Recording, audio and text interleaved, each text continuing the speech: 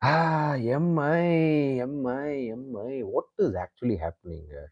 First thing first, நம்ம இந்த ஹர்திக் பாண்டியாவோட விஷயத்தை பத்தி பேசலாம். The amount of hatred this guy is getting across country is I don't know, just shows the foolishness of every individual who does that. Uh, and I have to keep saying this. Uh, is that a negative marketing? I don't know. Is that seriously coming out of frustration? I don't know. It is more like, someone is doing, also we have to do it. It's that kind of an impact is what has been happening, is what I feel. I don't know. I feel seriously uh, mm, ashamed. I don't know what word to use. A lot of I don't know, right? And similarly is the situation of MI as well. They really don't know what to do now. They've been in this situation earlier, even after losing five in a row and then coming back and winning the tournament.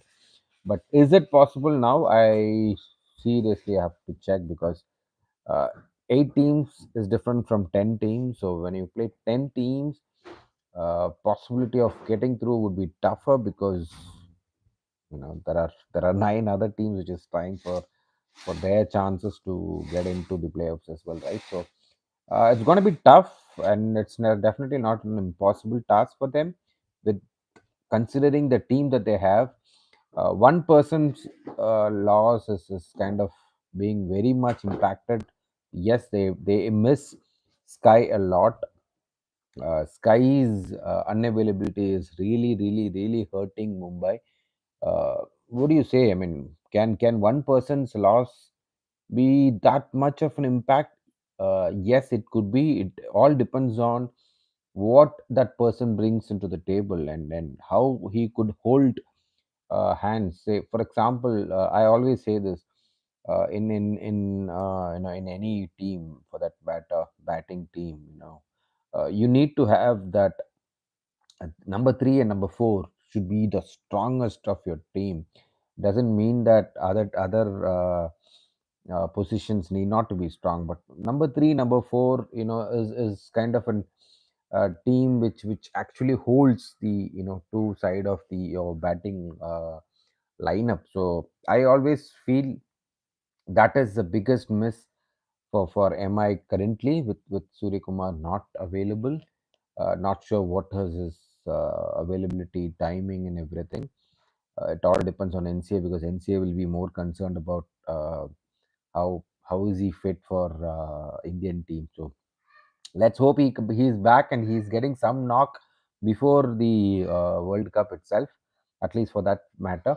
And now into the game, if you go, oh man, this guy Trent Bolt is from a different league. I feel he terminates his own contract with New Zealand and said, you know what, I'm gonna play T20 leagues across the world. He just goes and plays and just takes wicket.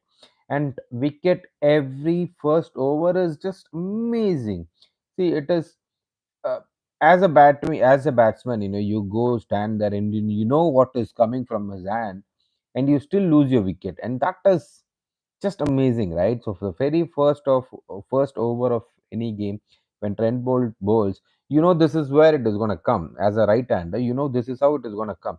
As a left hander, this is how it is going to come, and still you lose your wicket for that, because you've been preparing for that for the whole night, the previous night, the whole training sessions of every training sessions before the game, and you still get out, meaning that person is just so amazing, and lovely to see that it just goes on and on and on, and take wicket in the first over is just what RR needs every single time.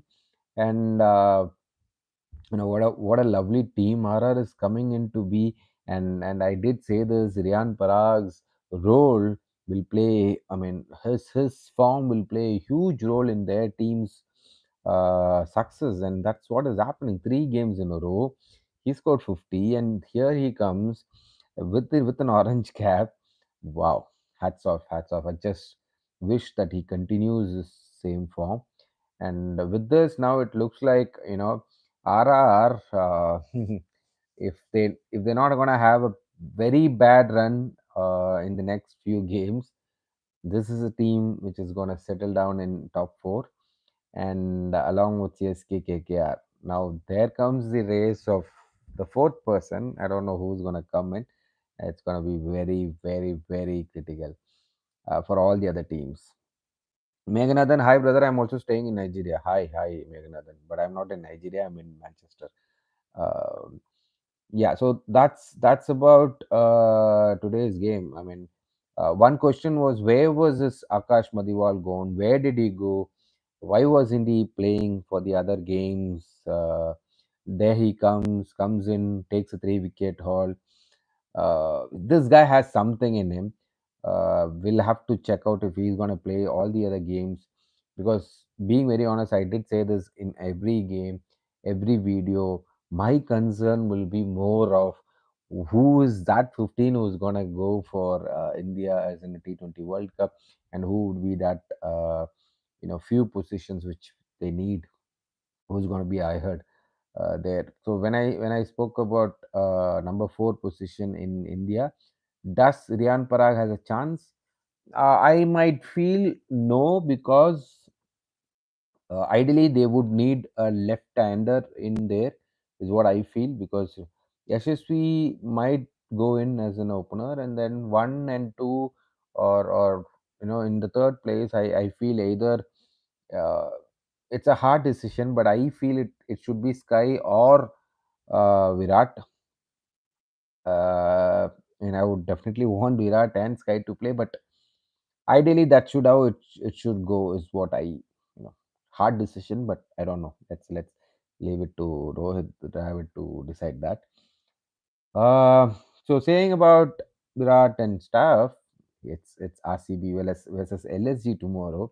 What do you think? Will the chances for RCB?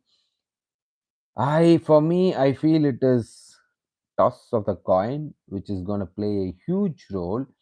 Uh, if if RCB could chase, I feel they would win, or I would put whichever team is chasing might go on and win, is what I feel.